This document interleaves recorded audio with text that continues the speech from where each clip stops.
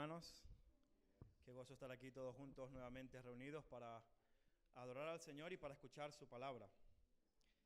Para los que no me conocen, que veo algunas caras nuevas, mi nombre es Eddie, soy uno de los pastores de la iglesia y tengo el privilegio de poder compartir con ustedes el mensaje de la Escritura. Quiero pedirles que me acompañen a Marcos capítulo 2. Marcos capítulo 2, y vamos a estar leyendo los versículos del 18 al 22. Marcos 2, del 18 al 22.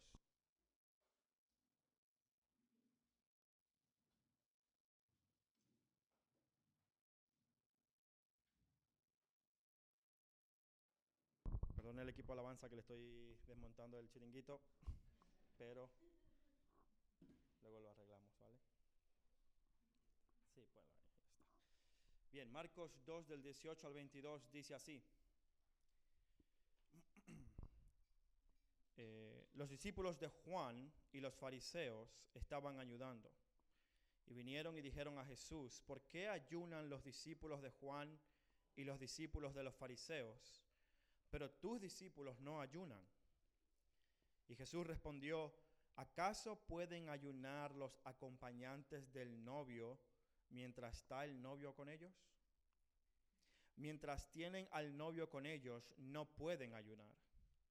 Pero vendrán días cuando el novio les será quitado, y entonces ayunarán. Nadie pone un remiendo de tela nueva en un vestido viejo, porque entonces el remiendo, al encogerse, tira de él lo nuevo de lo viejo y se produce una rotura mucho peor.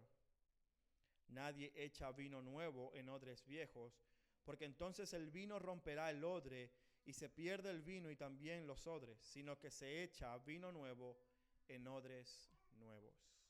Vamos a orar. Amado Padre, nos acercamos a ti con humildad, reconociendo nuestra necesidad de nuestro Salvador. Y te rogamos, Padre, que en esta mañana tú uses tu palabra y que tu Santo Espíritu edifique nuestras vidas por medio de la predicación de tu palabra. Mi Dios, yo te ruego que Cristo pueda ser evidente en este texto para nosotros. Yo te pido que me ayudes a mí a poder proclamar las verdades de una manera fiel y clara a tu iglesia, y que toda la gloria y la honra sea única y exclusivamente para ti, mi Dios. En el nombre de Jesús. Amén y amén. ¿Alguna vez has asistido a una boda? Aquí en España o en tu país de origen, puede ser tu propia boda. Espero que si es tu boda hayas asistido. O quizás sea la boda de un amigo o de un familiar. Cuando estás en una boda, el ambiente está lleno de alegría, de gozo, de celebración. Y si estás aquí en España, de mucha comida. De hecho, el banquete es una de las partes más importantes de la boda. En España es todo un arte. Primero se comienza con un aperitivo largo, que puede durar 1 hora o más, incluyendo varias tapas, bebidas, puede ser al aire libre o en un salón. Y después de 1 hora comiendo y hablando, viene entonces el plato fuerte, donde sirven pescado, comida de mar, carne, con postre, café, vino. Y por si fuera poco, como si ya no estuviéramos llenos, luego viene la tarta nupcial, que se tiene que cortar y repartir. Estamos hablando de un banquete donde hay mucha comida, y no solamente comida, sino que hay una celebración. Después de tanta comida viene el primer baile de los novios, y entonces todos los presentes estamos viendo y testificando el nacimiento de una nueva familia que ahora celebra su unión. Ahora, ¿tú te imaginarías estar en un ambiente así, bien sea con un familiar o un amigo, y que de repente tu actitud sea la de: lo siento, estoy de luto, no puedo comer nada? O: lo siento, es que estoy haciendo ayuno y no puedo comer nada de lo que me están ofreciendo. O es que estoy triste y dolido, entonces no puedo participar de esta celebración. ¿Qué pensarías de una persona así? Bueno, pueden ocurrir dos cosas. Esta persona o no quiere a los novios, o no entiende dónde está, no sabe por qué fue a ese lugar. Es incompatible tener una actitud de tristeza y de lamento en una ocasión como una boda. A menos que sea la mamá del novio. Pero de resto, todo el mundo debe estar contento y celebrando esta unión. Lo increíble del asunto es que esto es exactamente lo que Jesús quería enseñar a los discípulos de Juan y a los discípulos de los fariseos. Jesús quería explicarles por medio de esta comparación que de la misma forma que la ocasión de una boda es incompatible con la tristeza y el lamento, asimismo la presencia de Jesús en la tierra era incompatible con una práctica de lamento y de duelo como lo era el ayuno. Jesús no solamente compara la ocasión de su venida con una boda, sino que explica que el mensaje del Evangelio es incompatible con el pensamiento tradicional religioso judío. Es como si tú intentaras instalar un sistema operativo de Microsoft en un iPhone. Los que saben de informática sabrán esto mejor que yo. No va a funcionar. No es compatible. Lo único que vas a lograr es que el dispositivo deje de funcionar. No es posible poder reconciliar una actitud de duelo con una ocasión de celebración.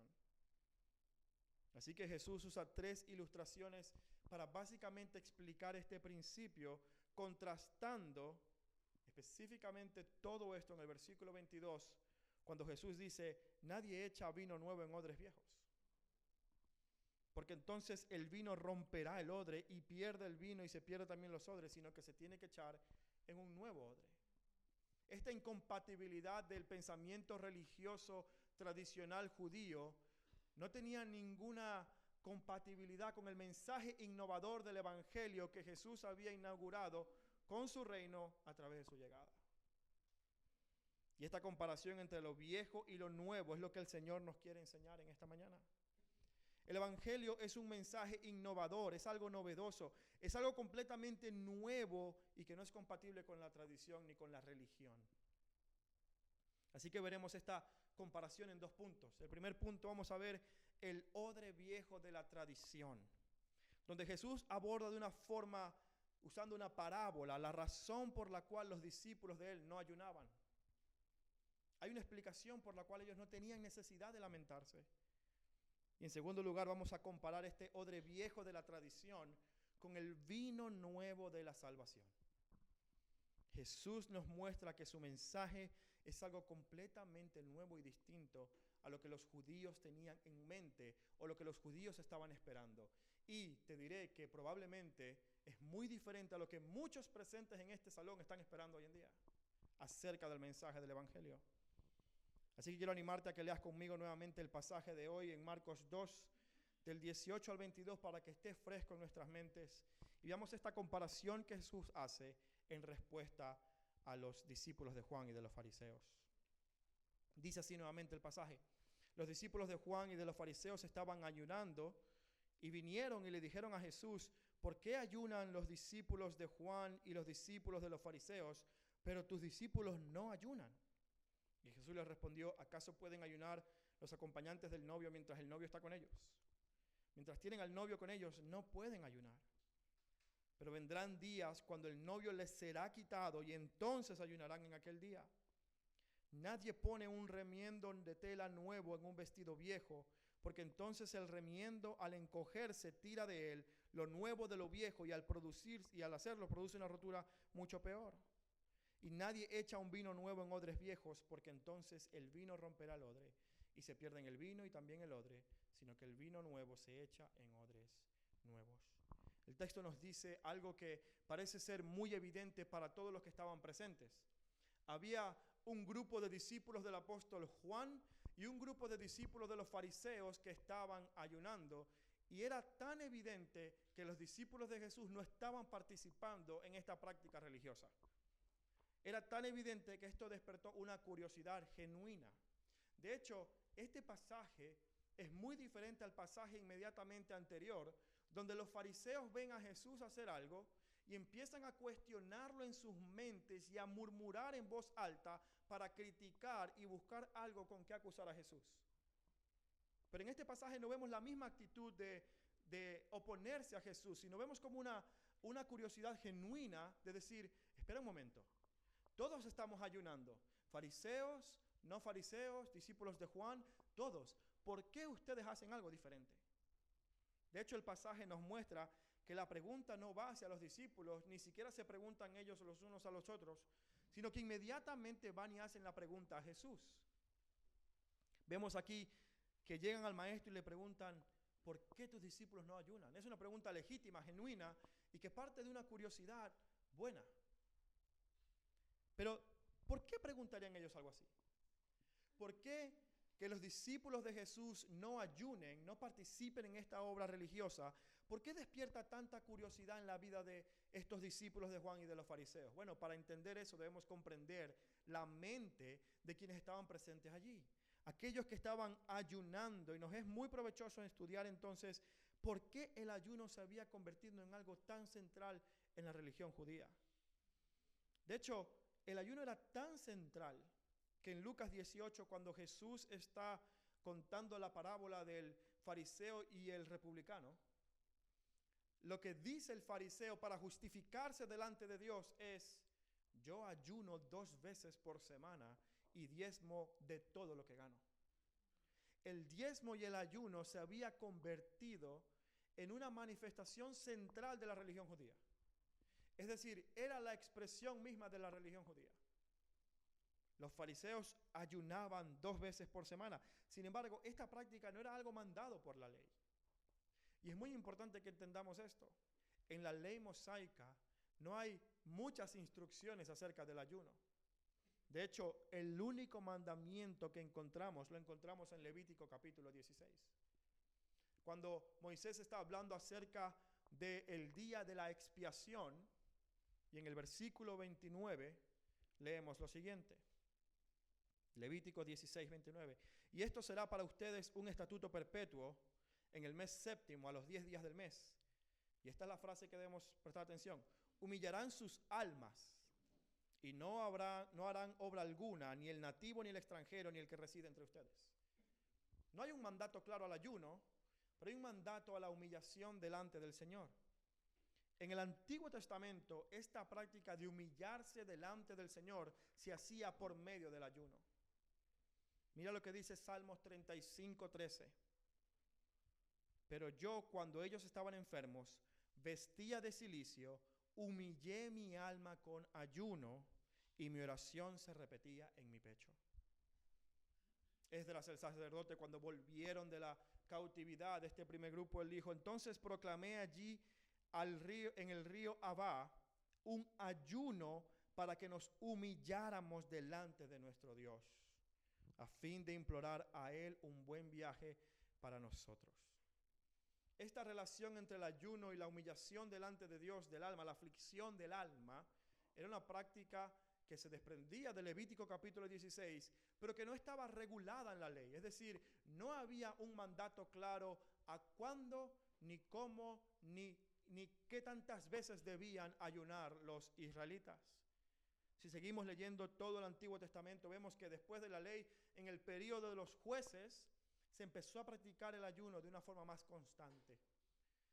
Y después del exilio babilónico, los judíos empezaron probablemente a ayunar con mayor fuerza. Y se convirtió entonces esto en una práctica mucho más común en el periodo intertestamentario. Fue entonces ahí cuando los fariseos empezaron a ayunar 2 veces por semana.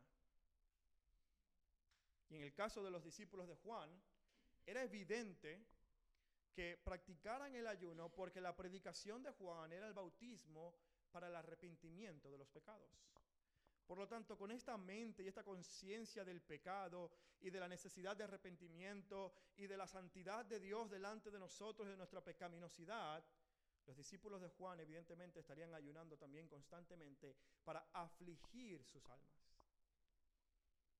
El problema es que esta práctica piadosa, que aunque no estaba mandada por la Escritura la asumía, se había convertido entonces en un medio para justificarse delante de Dios. Esta es la oración del fariseo en Lucas 18:12. Oh Señor, gracias porque yo no soy como este publicano. Yo no soy como este traidor a la patria, recolector de impuestos. Yo ayuno 2 veces a la semana. Yo diezmo de todo lo que tengo. ¿Ves, Señor, que yo sí soy bueno? De hecho, en Isaías 58:3 encontramos el primer problema con el ayuno. Y esto es una de las cosas que Jesús hace, no en el pasaje de Marcos, pero lo hace en otro pasaje en Mateo 6:16. El primer problema con el ayuno es que esto se puede hacer sin la verdadera actitud de humillarse delante del Señor. Y ese es el problema de la tradición religiosa. Las tradiciones religiosas en sí mismas no son malas, pero muy probablemente terminen desviando la mirada del verdadero significado de esa tradición. Nosotros como cristianos evangélicos protestantes no estamos desconectados de la tradición bíblica histórica de la iglesia. No, nos apoyamos en la tradición bíblica histórica de la iglesia, pero siempre teniendo en mente la cruz y el evangelio, porque esta tradición debe estar al servicio de la escritura. Y esto es lo que los fariseos y los discípulos de Juan y de los fariseos no entendían. Pero en Isaías 58:3 vemos esta actitud. Dice el pasaje, dicen, hemos ayunado y tú no lo ves. Hemos humillado nuestras almas y tú no haces caso. Y esta es la respuesta del Señor. Pero en el día de su ayuno buscan su conveniencia y oprimen a todos sus trabajadores. ¿Ves? Ellos podían ayunar y afligir sus cuerpos físicamente, pero la actitud de su corazón realmente no era una actitud de arrepentimiento verdadero. En Mateo capítulo 6, versículo 16, en el Sermón del Monte, Jesús va a atacar directamente la falsa piedad de los fariseos y de los escribas. Y él le va a decir a sus discípulos, si su justicia no es mayor que la de los fariseos, entonces no van a entrar en el reino de los cielos. ¿Por qué? Porque la justicia de los fariseos era una justicia propia basada en sus actos religiosos, no basados en un verdadero arrepentimiento delante de Dios que justifica. En Mateo 6:16, en ese contexto del Sermón del Monte, Jesús dice lo siguiente, y cuando ayunen, no pongan cara triste como los hipócritas, porque ellos desfiguran su rostro para mostrar a los hombres que están ayunando. En verdad les digo que ellos ya han recibido su recompensa.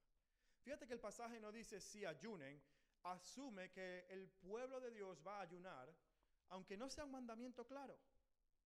Y dice, cuando lo hagan, simplemente cuiden que su corazón no esté buscando el reconocimiento de otros. No estén desconectando la práctica de la tradición religiosa del verdadero significado en el evangelio de esa práctica. Es incompatible querer reconciliar una práctica divorciada del evangelio. Pero en segundo lugar, el segundo problema que encontramos con el ayuno y con la tradición, con este viejo odre de la tradición, es que no tenía el entendimiento del significado de la venida de Jesús. Y es aquí donde la respuesta del Señor se hace más significativa. Es aquí donde vemos esta incompatibilidad del odre de la tradición con el vino nuevo. Porque verás, la respuesta que Jesús les da a los fariseos y a los discípulos de Juan es esta celebración de una boda. Este momento donde el novio ha llegado y está con sus amigos para celebrar su boda. Esto nos enseña que no es apropiado para los discípulos de Jesús estar de luto, de duelo y humillados cuando el Rey de Reyes y Señor de Señores está presente. No tiene ningún tipo de sentido hacer eso. Jesús usa este mismo ejemplo que usamos al principio para mostrar este punto. ¿Cómo puede estar alguien afligido en medio de una boda? ¿Cómo puedes estar disfrutando de un banquete y estar triste? Yo estaría triste que se va a acabar, pero no de que estoy comiendo. No tiene ningún sentido decir, tengo una actitud de luto y de tristeza en medio de una celebración. La presencia de Cristo en la tierra había inaugurado una nueva realidad del reino de Dios. La realidad de que el Rey de Reyes y Señor de Señores había llegado para llamar a los, no a los justos, a los pecadores. Si tú ves el pasaje inmediatamente anterior, ¿qué estaba haciendo Jesús con Leví, con los recaudadores de impuestos y con los pecadores? estaba comiendo con ellos. Estaba celebrando un festín, un banquete en la mesa con los pecadores.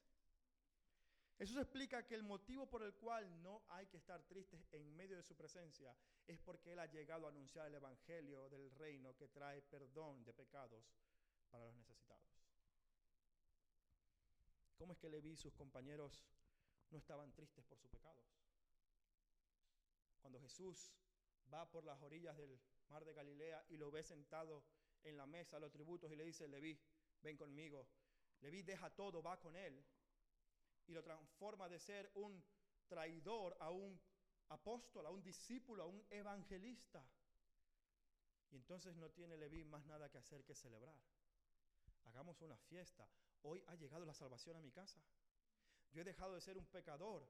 En vez de tener que pagar una penitencia, en vez de tener que pagar un castigo por el perdón de mis pecados, el Rey de Reyes me ha quitado toda mi culpa. Esto genera en ellos un gozo y una celebración que nada más puede hacer. Y quiero que entiendas esto. La gracia de Dios produce gozo en la salvación. Sí, nos aflige por el pecado, pero la gracia produce gozo, produce alegría, produce celebración, porque aquel que estaba condenado ahora es perdonado. Este año estamos celebrando nuevamente la operación Niño de la Navidad. Y hermano, si no ha traído su cajita, le pido que la traiga, que hable con Katy. Pero yo, no sé si ustedes han visto los videos de la operación Niño de la Navidad. Pero cuando vemos los videos de cuando estos niños reciben la cajita, niños que están en países muy pobres, niños que no tienen acceso muchas veces a cosas que nosotros damos por sentado, cuando ellos reciben esta cajita con útiles personales, artículos de limpieza, juguetes y un tratado acerca de Jesús, la sonrisa en su rostro no se puede esconder. Ellos reciben este regalo y aún en medio de su situación no ha cambiado, siguen estando en la misma condición económica en la que están, pero a pesar de eso, al recibir ese regalo, su alegría no se puede esconder. ¿Tú te imaginas darle la cajita a este niño y decir: gracias, que estoy triste porque no tengo juguetes? Ya, pero es que aquí hay juguetes. Sí, pero no tengo juguetes. Tú dirías: no tiene sentido eso. O sea, te estoy regalando esto. Un regalo produce alegría. Un regalo produce agradecimiento. Un regalo produce gozo y celebración. Y eso es exactamente lo que está diciendo el Señor Jesús. ¿Cómo pueden mis discípulos estar tristes y enlutados y ayunando por el pecado si yo estoy aquí con ellos? Yo he venido para traer la salvación, he venido para traer el perdón de los pecados. Mira lo que dice el Salmo 32, versículo 1. Cuán bienaventurado es aquel cuya transgresión es perdonada. Cuán bienaventurado es aquel cuya transgresión es perdonada, cuyo pecado es cubierto. La palabra bienaventurado en hebreo es la palabra asher, que significa feliz. Feliz o bendecido. ¿Tú te imaginas a alguien decir: qué feliz estoy? Tengo una felicidad que me inunda el alma. No tiene sentido. Jesús vino a este mundo a anunciar ese perdón. Y Él dijo: los que están sanos no necesitan un médico, los que están enfermos sí, y yo he venido para sanarlos. Para sanarlos no necesariamente de la enfermedad física, aunque también lo hizo, sino de la enfermedad espiritual que mata a sus almas, el pecado. Uno de los libros más leídos en el cristianismo es El Progreso del Peregrino. Si no lo has leído, tienes que leerlo. Esto cuenta la historia de un personaje ficticio llamado Peregrino, luego se le cambia el nombre a Cristiano. Y en uno de los capítulos se cuenta cuando este joven o este hombre, que tiene una mochila muy pesada por su pecado, él lleva una mochila como de 50 o 60 kilos, imagínate eso, en la espalda, cargando con toda la culpa, la vergüenza y la culpabilidad y todo lo que la consecuencia del pecado trae sobre su vida. Y él comienza un camino desde la ciudad de la destrucción hacia la ciudad celestial, pasando por muchos peligros, con esa pesada mochila encima. Y llega un momento donde este personaje llega a la cruz. Y yo quiero leerte lo que dice este libro cuando este personaje llega a la cruz. Dice: al llegar a la cruz, la carga se me soltó instantáneamente de los hombros. Y rodando fue a caer adentro del sepulcro y ya no la vi más. ¿Cuál fue entonces la agilidad y el gozo de Cristiano? Que exclamó: bendito sea Él, que con su sufrimiento me ha dado descanso y con su muerte me ha dado vida. Más adelante en ese mismo capítulo dice: Cristiano, al ver todo esto, dio 3 saltos de alegría y continuó cantando: vine cargado con la culpa mía, de lejos sin alivio a mi dolor. Mas en este lugar, oh qué alegría, mi solaz y mi dicha comenzó. Aquí cayó mi carga y su atadura, en este sitio rota yo sentí. Bendita cruz, bendita sepultura, y más bendito quien murió por mí. Amados, cuando el pecador encuentra el alivio a su pecado, lo único que se puede experimentar es el gozo. Y por eso Jesús les dice: ustedes no entienden lo que significa que yo esté aquí. Ustedes están enlutados, ayunando, porque no entienden quién soy yo. Yo soy el novio. He traído la buena nueva de la salvación. Mis discípulos celebran conmigo este gozo. Leví, que antes era un recaudador de impuestos, ahora está sentado a la mesa conmigo celebrando.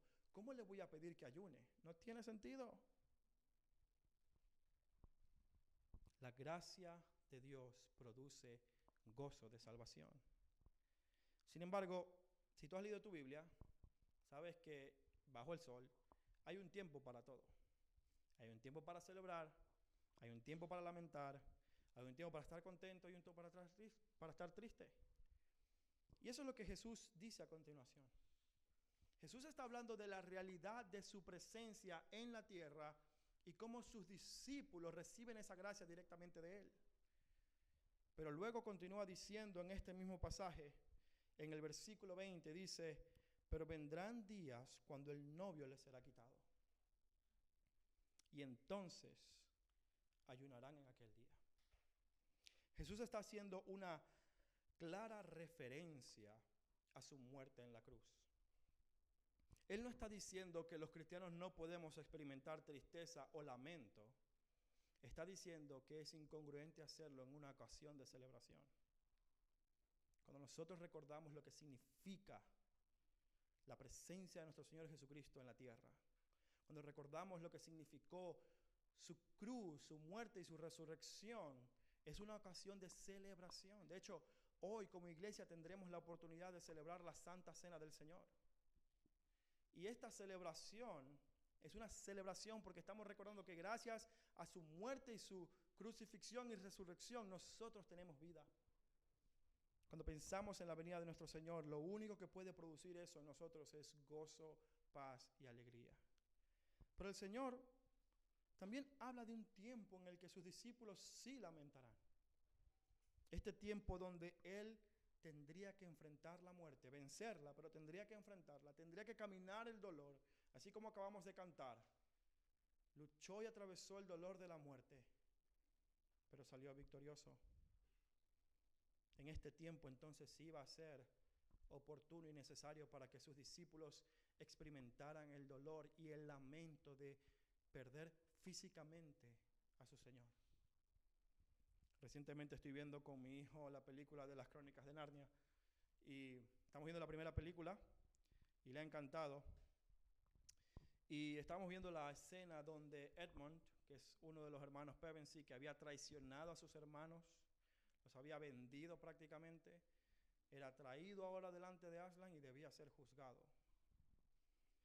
Y este Edmund está allí y llega esta bruja blanca que demanda su sangre. Y Aslan dice: ella ha decidido renunciar a su sangre.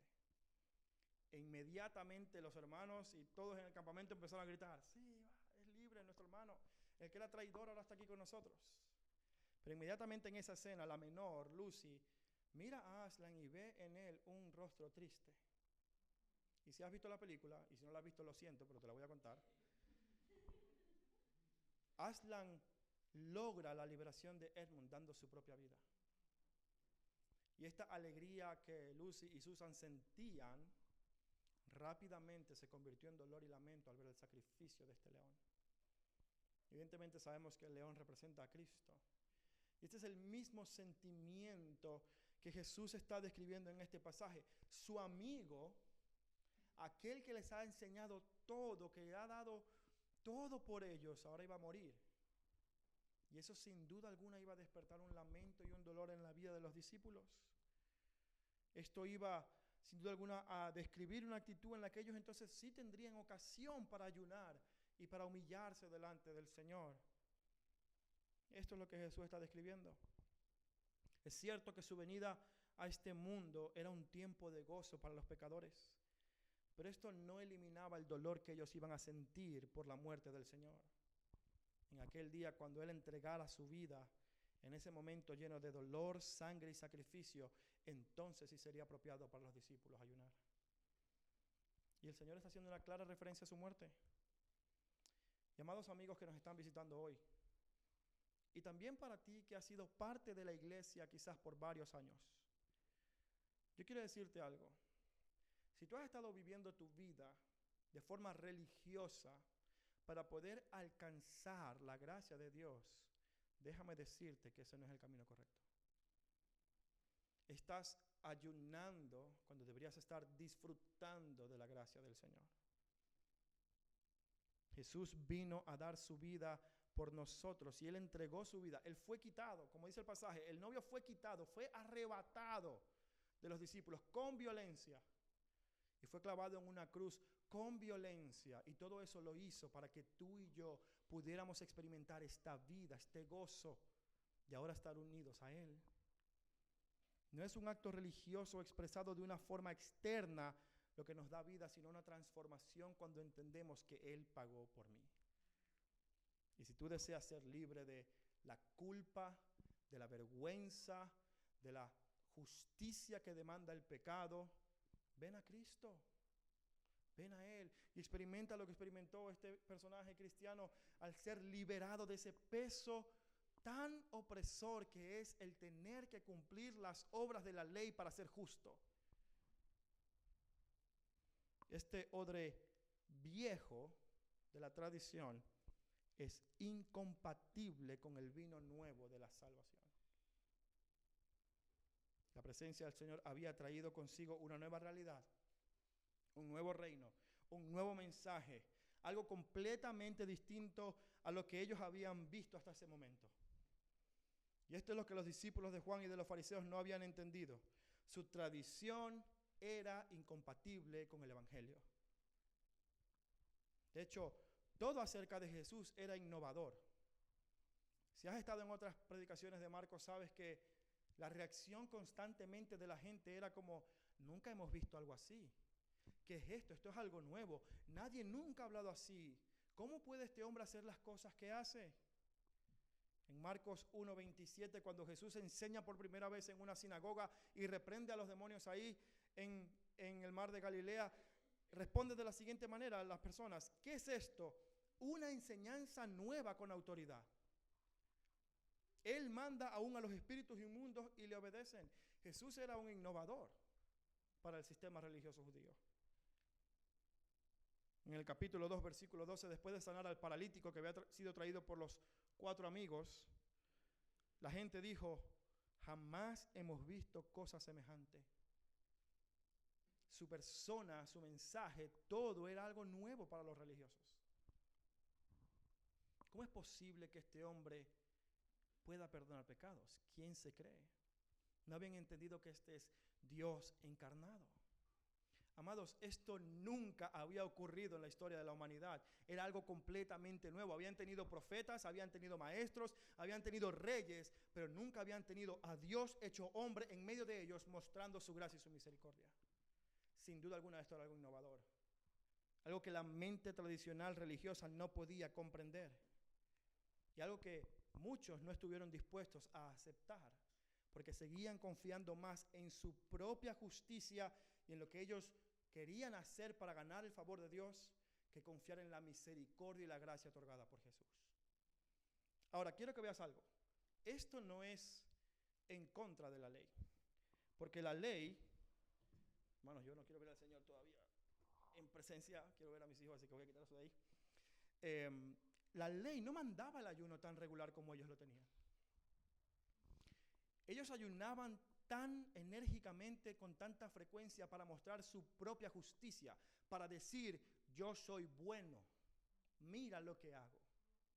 Jesús no vino a abolir la ley, Él dijo, yo he venido a cumplir la ley. Pero cuando esa ley se excedía y se llevaba a una tradición que la ley no demandaba, Jesús siempre fue claro al confrontarla. Lo hizo con el ayuno y lo hará en el capítulo 3 con el sábado. Siempre que los fariseos ponían por encima de la ley su tradición, llegaron a tener problemas. Y Jesús contesta esta incompatibilidad por medio de una parábola doble o una doble ilustración. Mira lo que dice el versículo 21. Nadie pone un remiendo de tela nuevo en un vestido viejo, porque entonces el remiendo al encogerse tira lo nuevo de lo viejo, y se produce una rotura mucho peor. La segunda ilustración es, nadie echa un vino nuevo en odres viejos, porque entonces el vino romperá el odre. Jesús está comparando algo viejo con algo nuevo. Y si tú tienes un ordenador o si tienes un teléfono inteligente, sabrás que regularmente hay que hacer como actualizaciones de ese software, ¿no? Hay que actualizar un poco el sistema operativo o hay que actualizar la aplicación del móvil porque sacaron una nueva versión con mejoras y reparando algunos errores en la aplicación para que funcione mejor. Y la gente en ese momento tendía a pensar así, y hoy en día creo que también, tendemos a ver el evangelio como una actualización de una religión. Como decir, no, mira, el cristianismo es el judaísmo sin los errores. Pero el evangelio es completamente nuevo. Es algo que no tiene relación con el sistema tradicional religioso judío. Viene de la ley de los profetas, porque es palabra de Dios. Pero todas esas tradiciones posteriores no tienen ninguna compatibilidad con el evangelio. Lo que Jesús está diciendo es, esto viejo no sirve para nada. Si tú intentas combinar las dos cosas, vas a terminar haciendo un peor daño. ¿Y por qué Jesús usa estas dos ilustraciones? Bueno, no sé si alguna vez has usado una prenda de ropa desgastada, pero a veces con el movimiento la ropa desgastada se rompe. Y cuando intentas coserla o algo, está tan débil el tejido que mientras más los coses, más grande se hace la rotura. No puedes combinar una prenda de ropa nueva con una prenda de ropa vieja. Y lo mismo con el vino. El odre era un recipiente de cuero donde se echaba el vino para fermentarlo.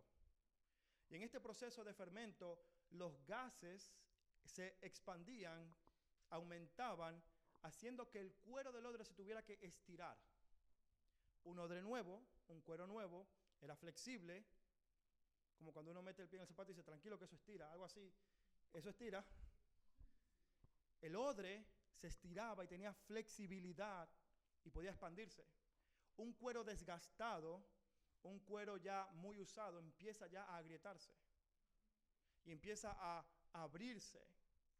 Cuando echaban el vino nuevo, el odre viejo, que ya no tenía tanta flexibilidad, por los gases del fermento se estiraba y se rompía. Y el problema era que el vino nuevo se echaba a perder, se derramaba todo y el odre ya no servía para nada más. Jesús usa estas dos ilustraciones para mostrarnos que combinar la vieja tradición religiosa con el innovador mensaje del evangelio solo terminará destruyendo a las personas. Y sé que muchos de ustedes vienen de distintos contextos religiosos, yo también. Pero de todos los contextos religiosos que hemos salido, ha sido porque de una manera u otra intentan combinar algún tipo de obediencia a la ley con el evangelio de la gracia. Para algunos es el evangelio y el ayuno, como en el caso de los fariseos y de los discípulos de Juan. Para otros puede ser el evangelio y el sábado. Para otros puede ser el evangelio y las buenas obras. El evangelio y el diezmo, como lo hacen los predicadores de la prosperidad. El evangelio y algo más terminará destruyendo la vida de las personas. Porque el evangelio y algo más termina anulando el evangelio por completo. Por eso es incompatible. Por eso no pueden ir juntos.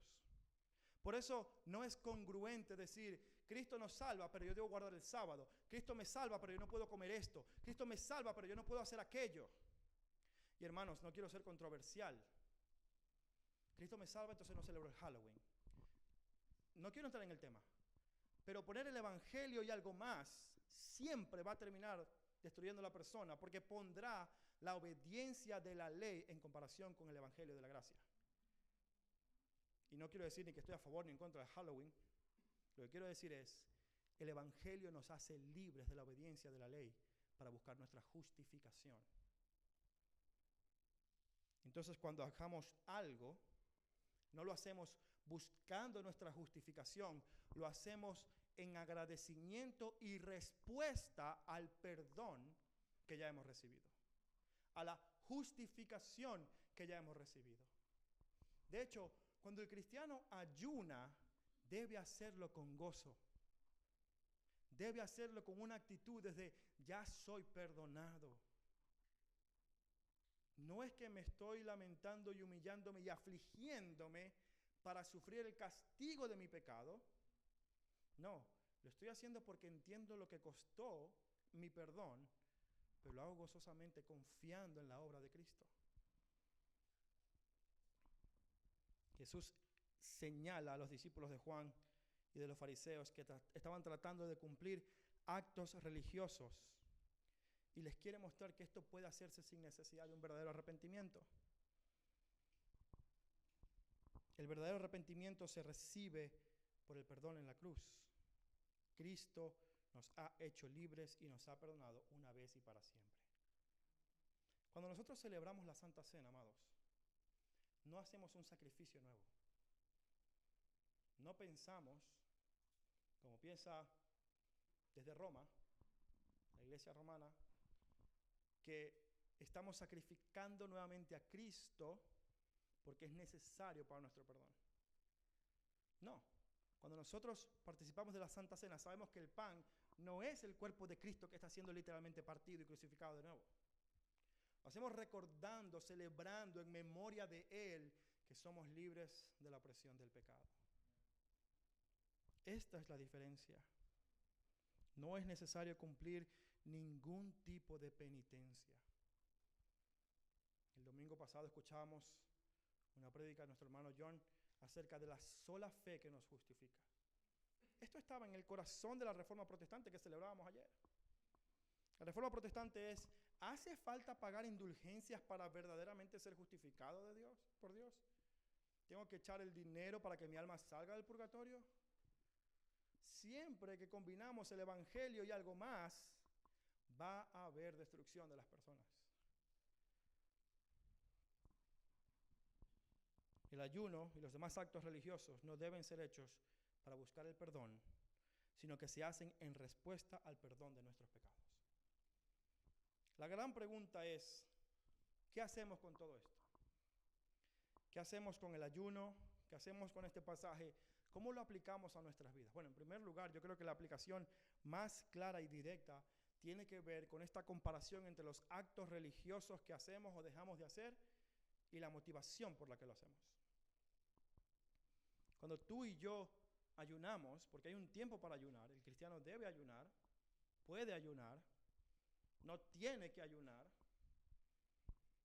lo estamos haciendo simplemente para lamentarnos por nuestro pecado, pero no afligiendo nuestros cuerpos como si eso pagara por nuestro pecado.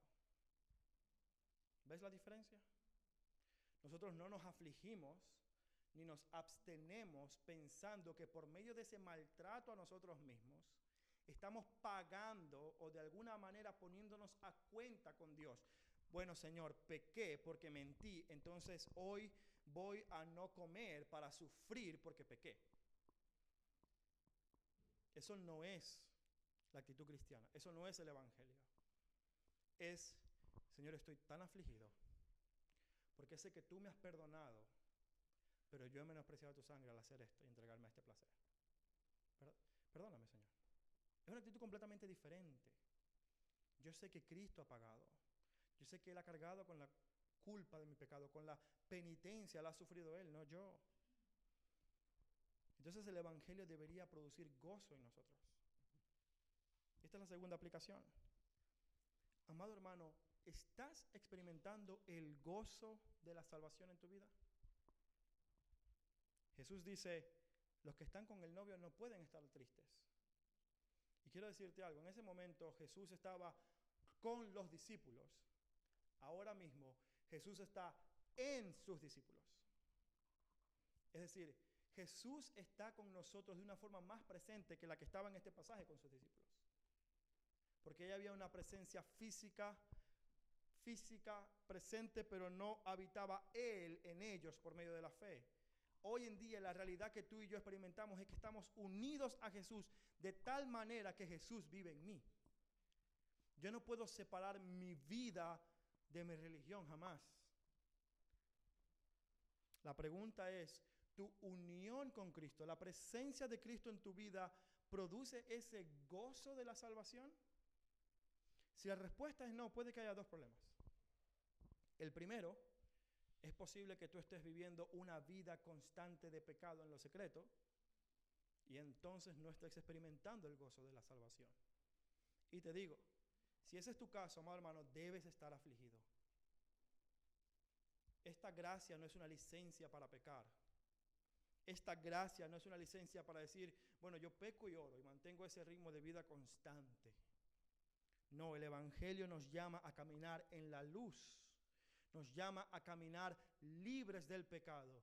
Seguiremos cayendo, seguiremos pecando, pero no tenemos un patrón de pecado en nuestra vida. No somos indulgentes con nuestras prácticas pecaminosas y las tratamos como si fueran una mascota, alimentándola poquito a poco. No, el pecado debe ser confesado, expuesto a la luz, delante del Señor en oración. Pero si tu vida es una vida en la que tú estás luchando con el pecado, en el que estás resistiendo la tentación, en el que estás confesando y abriendo tu corazón con algunos hermanos de confianza cuando te sientes tentado y caes, entonces si estás rindiendo cuentas, no hay razón para que no puedas experimentar el gozo de la salvación en ti. No hay razón para que esta presencia de Cristo en tu vida no sea una celebración. Debería serlo. Sí, cuando sucumbimos a la tentación debemos lamentarnos, pero siempre recordando que nuestra seguridad está en Cristo y no en lo que nosotros debamos pagar por nuestro pecado. Jesús pagó por todos tus pecados, pasados, presentes y futuros. Hay pecados que todavía no has cometido, que Jesús ya pagó por ellos. ¿No debería eso despertar en nosotros un gozo y decir, Señor, cuán grande es tu misericordia y tu gracia? Como dice el himno, su gracia es mayor. Eso debe despertar en nosotros esa misma alegría y gozo que despertó en Cristiano en el progreso del peregrino. Pero creo también, amados hermanos, que este pasaje nos muestra que hay un tiempo para el ayuno. Jesús hace referencia a su muerte y el dolor que eso va a causar en sus discípulos. Y aunque nosotros vivimos vidas gozosas y plenas, también experimentamos la muerte de algún familiar, también experimentamos el dolor por las consecuencias del pecado propio o de otros sobre nuestra vida. Y estos son momentos en los que sí debemos lamentarnos.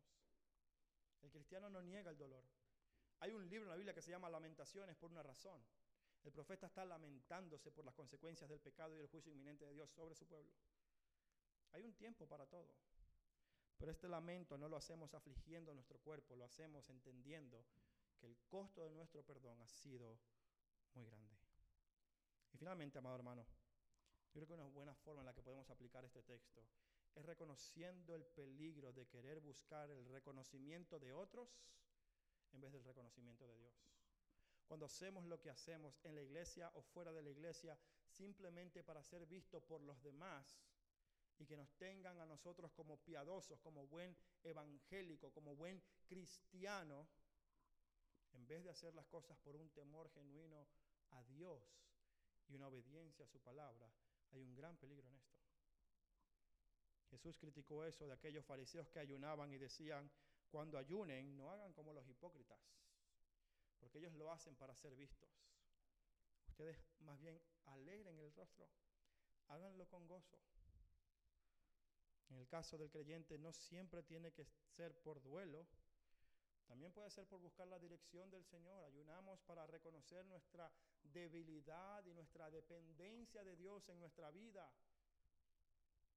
Pero sea cual sea el hecho por el cual estás ayunando, si es que ayunas, no lo hagas simplemente para mostrar tu piedad a los hombres. Hazlo para buscar al Señor en oración. En última instancia, amados hermanos, este pasaje nos muestra que ninguna práctica religiosa en sí misma es mala necesariamente. Pero cuando ésta procura suplantar el Evangelio, lo único que causa es destrucción del vestido, del odre y de tu vida. Y de todos aquellos que buscan una justificación delante de Dios por medio de las obras de la ley, en vez de la gracia de Jesucristo. Amén. Vamos a orar. Amado Padre, te damos muchísimas gracias por tu palabra. Muchísimas gracias por la forma en cómo tú nos has mostrado la verdad del Evangelio. Nos has librado de la necesidad de tener que cumplir con una lista de tareas de la ley para poder acercarnos a ti. Te damos gracias porque el gozo de tu salvación, gracias a la presencia de tu Hijo en nosotros, es lo que nos da seguridad. Es por los méritos de Cristo y no por nosotros. Es porque Él fue flagelado, no nosotros. Es porque Él fue humillado y no nosotros, que nosotros podemos tener hoy vida eterna. Y por eso, mi Dios, yo te doy gracias. Alabo tu nombre. Y te pido que esta misma gracia sea sobre todos aquellos en esta iglesia. En Cristo Jesús.